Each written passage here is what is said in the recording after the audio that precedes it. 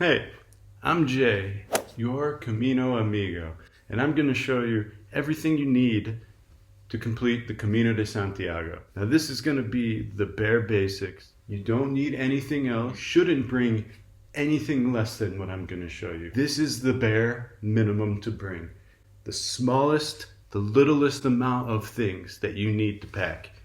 This is for people who don't want to go searching through all of these YouTube pages to see what people's opinions are, or what, maybe I brought this, maybe I brought that, next time, blah, blah, blah, blah, blah. This is the skeleton. This is the minimum amount you need to bring.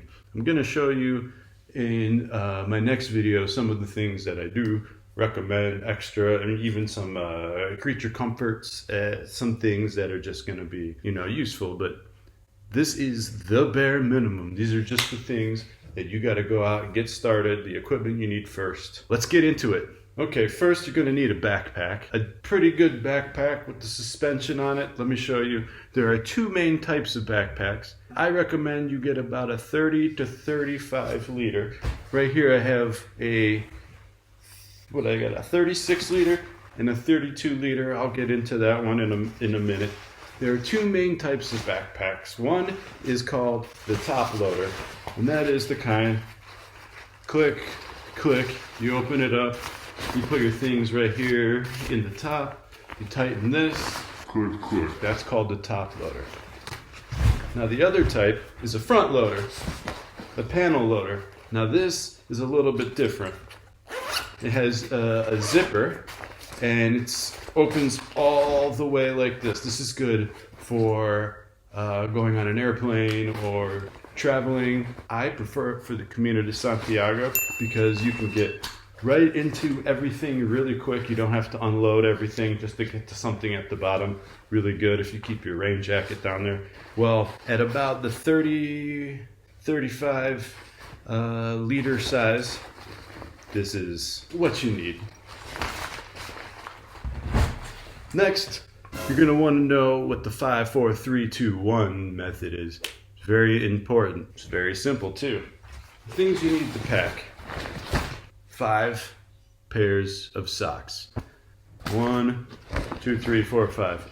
Now, you're going to want merino wool or something similar with the synthetics, or something that is going to be moisture wicking. Cotton is going to basically soak up all of the sweat in your feet and just hold the sweat against your feet. And that's going to cause a lot of problems. We'll get into that in another video. The merino wool is going to help you stay dry, and they're going to dry out pretty fast. And they're very, very comfortable. Next, 4 undies. 1, 2, 3, 4. Now what you're going to want also is maybe a synthetic, breathable type, something that's going to be very comfortable, not something that's going to rub. Because at the end of the day, you're going to want fresh undies every single day.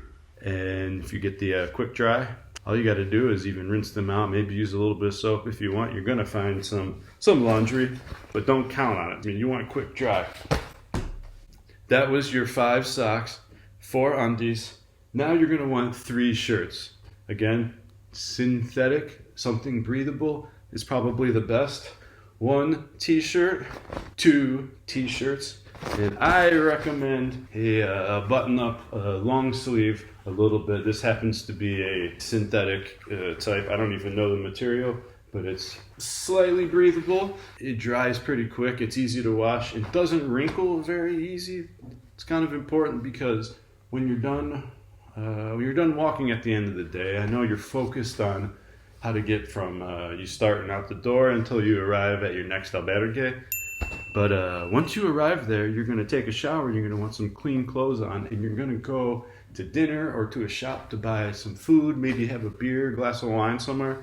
And you don't want to look like you just came out of the woods all the time, all dirty clothes and looking like you're backpacking through someone's town as if it's the jungle or something. So having a button-up shirt, something like this, something you can wear so you don't feel out of place in one of the towns.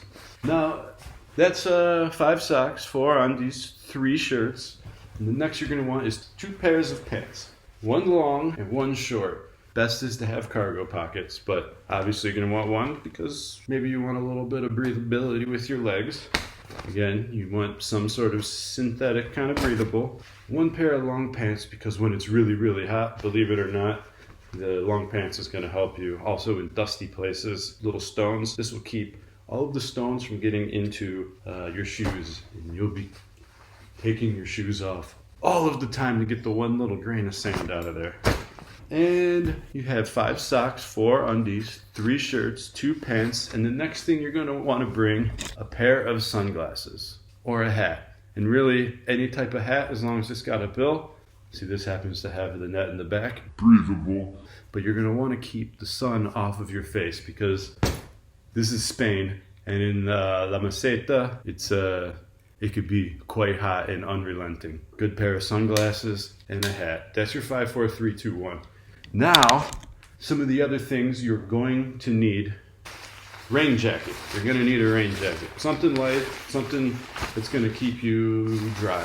Ponchos are good too because you can leave your backpack on and throw the poncho over yourself and the backpack at the same time. No big deal. Now you're also going to want a sleeping bag liner because you're not going to get blankets at a lot of albergues. You get a bunk bed, maybe a sheet. This one's made of silk. You can get the ones made of cotton. It's okay. Very, very thin, very, very light. You can also use it when you're taking a break. Lay it out on the grass, take a nap for a little bit. You can even hang it up as shade. You're going to need one of these. You're going to need some sort of light jacket, something long sleeves. And when it gets a little bit chillier, you just put your rain jacket on over it. A pair of shorts for when you have to go to sleep at night. Because when you get up in the middle of the night to go do whatever, you're going to cover yourself a little bit. But the albergues are generally warm. You're going to want a flashlight of some type, or you can use your phone, flashlight on your phone if you bring your phone, because you're going to get up early in the morning. You're not going to be walking late at night, but early in the morning, it's going to be dark because it's Spain, and Spain's in the wrong time zone. We'll get into that later. You're going to need your passport, because your passport is what you use to get your credential. It's what you use to check into every albergue. You're going to need that. You'll end up remembering your passport number by heart because you'll be writing it down so many times. Put that in here. And this is your base layer. You wear it under your pants if you want to. I say you should bring it. And like I was saying, when you're done with your day hiking, you've arrived at your albergue, pair of sandals. Easy as that. Just to hang out around. You can even walk to the tienda, buy your fruits, vegetables for the next day. Of course, you're going to need a good pair of hiking boots. This is probably, or shoes. This is probably your number one thing you want to focus on. They're a little bit dirty. And so that is the bare minimum of what you need to go on the Camino de Santiago. I'll put that list in the description below. And I'll see you next video.